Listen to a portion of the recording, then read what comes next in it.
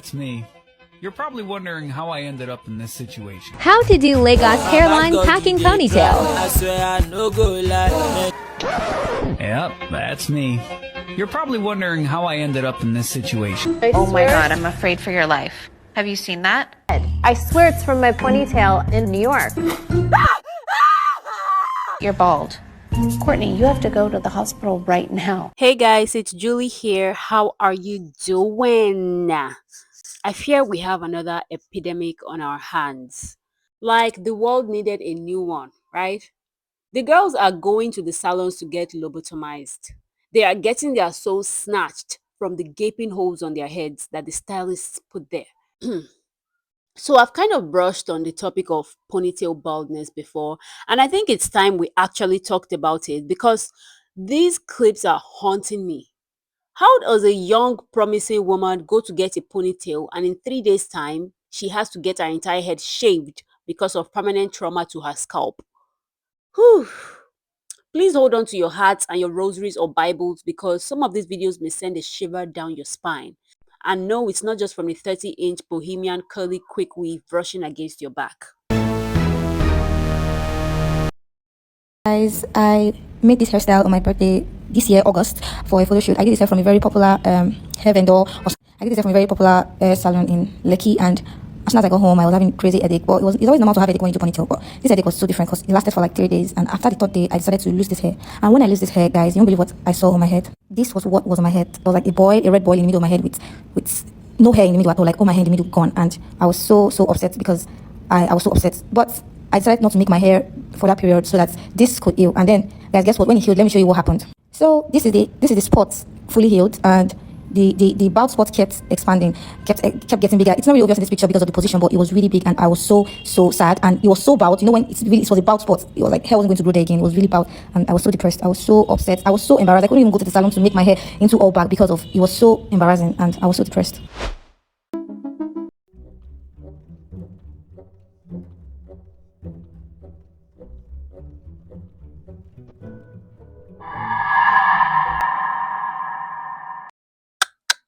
So yeah, that's the gist of the matter. That looks like keloid in the center of her head. I don't even think that hair will ever grow back on that site again. That's crazy. At least the low cut really suits her and she's beautiful either ways. But I don't think that women are going into the salons thinking they will have to get a big chop right after because of intense damage to their hair and scalps.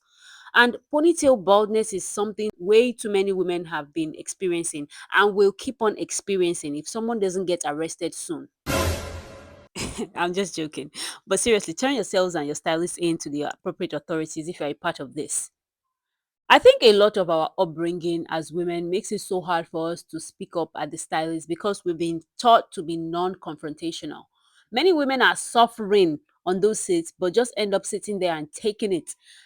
I spoke to one girl who asked me to help her check if her scalp was bleeding one time. I was standing behind her on a queue. Her scalp was not bleeding, thank God, but she just had this new braids in. And for her to turn around and ask a stranger to check if her scalp was bleeding, you can imagine the kind of sensation that she was feeling on her head. There was no blood, thankfully, but I could see the scalp irritation and the small newly formed yellowish bulbs just scattered around the nape of her neck. I already knew that itching and pain that she'll be feeling was going to be crazy. I had to ask her, why didn't you tell the person that made your hair that it was too tight? She said because she didn't want to offend the lady. Now your scalp is offended. Your wallet is offended.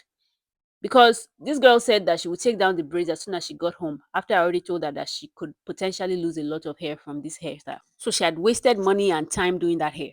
And there's still a big chance that she would lose the hair either ways, even after taking down the hairstyle.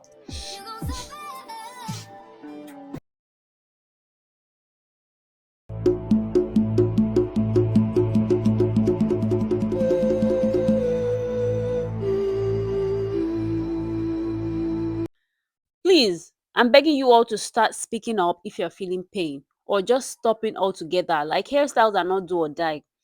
And stylists are not absolved as well. You know, I'm always here to drag a raggedy stylist. Because why are you gripping someone's hair like you are arm wrestling with the Incredible Hulk and Superman would laser you off the face of the earth if you lose? Like, what is this?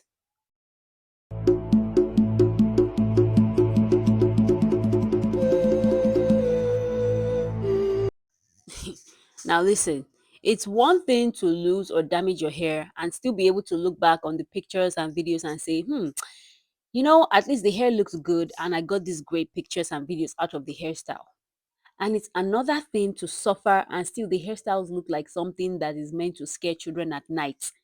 Please now. Oh, Chimo, these stylists are not seeing the pearly gates. Like hell. Mind you, they are sewing the tracks right onto the perimeter of her head or gluing it. Either way, hair is coming off as soon as she takes it down. And the edges, oh. I actually thought someone grabbed a paintbrush, dipped it in engine oil, and started doing all those swirls on the forehead. But no, it's actually hair. Oh, Chimo, what is this? Someone in this room needs to face the full weight of the law. No apologies, no forgiveness, no retraction, just punishment.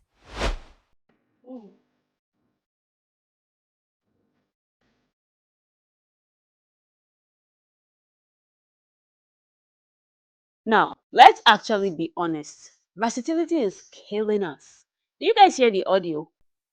So, this popular TikTok sound is making rounds, and now everybody thinks that they have to live up to the image of the black woman that switches her hair up every other day.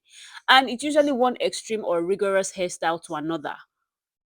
There is this girl I see on TikTok on the For You page all the time. She's always getting these trendy braids. That's her content basically. So she one week she will have dolly braids, the next she'll get French curls. After that, she'll probably do boho braids. After that, goddess braids. And I'm just watching her hairline disappear in real time. Every time I see her, her hair looks worse off than the last time. And the last video I saw of her, she shaved her head completely. Possibly because it was just too damaged to continue. And don't get me wrong, I like versatility too, but I think that health should be the main priority when you're getting these hairstyles. And this is not to dunk on this creator or anything, because at the end of the day, it's hair. If she wants to grow it back, she could. And if this is her new look, that's fine as well. But to the girlies who want to prioritize their hair health, you want to tone it back on how much manipulation you do every time you braid your hair. Because it's actually not a badge of honor to be showing up with different hairstyles every day when it's obviously taking a toll on you and your hair.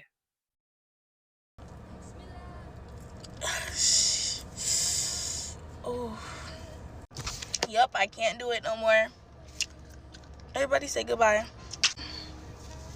Oh god. Oh my god, it's still like, see that it's tight. Jeez, oh my jeez. Oh my gosh, the immediate relief.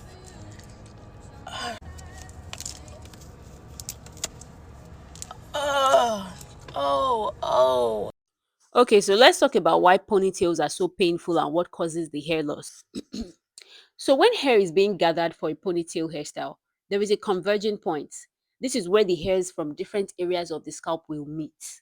Because the goal is to make the hair lay flat and sleek and stick to one area, the hairstylist, depending on her expertise or level of wickedness, doesn't usually let up on that area of the head throughout making the hairstyles. So there is a lot of tension and pressure in that converging point, and it's continuous. Ironically, the spot that gets all the tension doesn't even need that much power because it's right in the middle where no one can see it. It's the least important part, but it's being used as a sort of anchor. So the hairstylist gets to pull, drag, and wrestle with that part till she successfully gathers and slick down all the other hairs that needs to be gathered and slicked down. And then she rounds it off by tying the hairs together right on that spot that is already sore by now. So by this time, blood circulation has probably been cut off and you are probably already seeing stars. The hair follicles there are already tapping out, and by the end of the day, they've already gone cold and given up. And you're left with the remains of the onslaught, your broken hairs, fallen heroes to symbolize your horrible decision and your stylist's gorilla grip. Sorrows, prayers. But I think that if stylists were more skilled and thoughtful, they'd figure out how to bypass the ponytail baldness curse, which first and foremost would largely be reduced if they stopped gripping like it's a life or death matter. And two, if they had the patience to figure out how to stop the center of the ponytail from turning into the black hole. Before I even found this video on TikTok, just from seeing the technical aspect of making a slick pony, you can tell that the center of the hair that faces the most tension isn't even needed for the style because it doesn't show. So why leave it there to cause pain and destruction when you can just tuck it away? So I saw this TikTok of this stylist showing how to avoid the ponytail baldness, and the trick is just to tuck the center of the ponytail away. Especially when the light's so bright.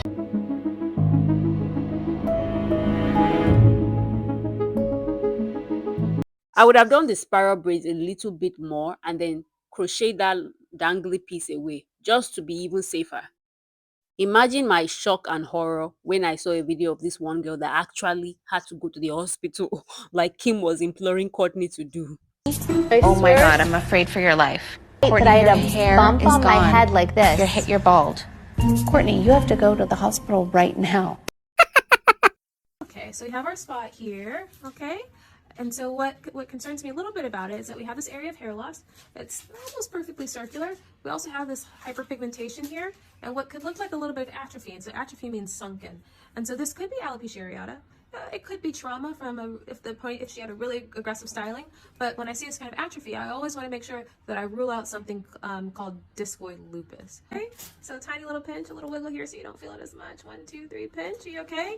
Very tough. A little pinch. But you should not feel pain, okay? Yeah, this one was pretty graphic to watch. You can check out the full video on our TikTok if you want to see the needle going and the skin graft being collected. I don't want to traumatize you and I any further.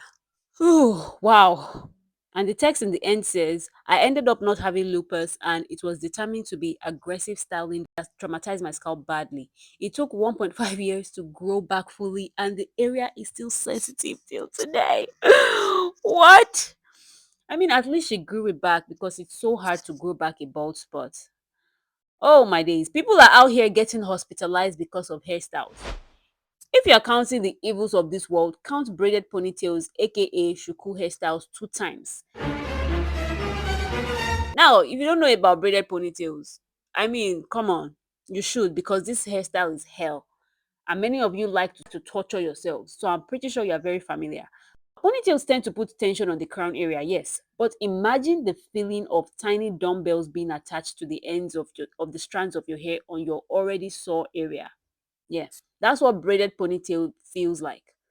The heavy attachment will meet at the center where there's already a gaping hole from where all the hairs have been braided into the cornrows. And if you know how shuku works, you know that this hairstyle and koroba need to be labeled as hazardous to human health. And if you think braided ponytails are horrible, I raise you Koroba. This hairstyle is a menace. This hairstyle will not only leave your crown area open and vulnerable to attack, but when it starts to get sore or the skin breaks like it does sometimes, it allows flies and other blood-sucking insects to comfortably rest on your head and do more damage. Just because that area is open, it faces the sun. So imagine the sun hitting an area of your skin that is already very sensitive. Doesn't even feel like I'm describing a hairstyle anymore. Feels more like an attack. But this is what this hairstyle can do. I remember when I was in primary school and we used to get different hairstyles called on Friday for us to do. My most dreaded hairstyle to hear was Koroba. Because that week, you'll see girls with bald, exposed crown areas just running around. If your hairstylist doesn't have the fear of God, you may actually need to shave your head after this hairstyle. And the itching on that spot, oh my days. These hairstyles may be beautiful to look at, but you have to weigh the pros and cons. The first important thing to getting a hairstyle is to think, does this hairstylist secretly have beef with me? Does she have any reason to harm me? If the answer is no, you might actually still want to file a restraining order against that hairstylist. I'm just saying. If you must get a sleek ponytail installed, you know that if you have coily hair, the goal of the hairdresser would be to beat your hair into submission and make sure that nary a curl is in sight when she is done. The least you can do is protect your crown area. So make sure that your hair there is tucked away and you have the authorities on speed dial in case your hairdresser is working with your enemies to ruin you. It wouldn't also hurt to have a few friends that can fight hiding in the nearby bush, just in case. Anyways, guys, this is the epidemic of ponytail baldness, and I'll need you guys to get in the comments and mark yourselves safe from it. If you've experienced this before, please let us know how you overcame these dark moments of your life and what therapist are you currently talking to. And if you haven't, please stay safe out there. But yeah, if you made it far into this video, as usual, thank you so much for watching, and I'll see you in my next one. Don't forget to like, share, and subscribe. Bye.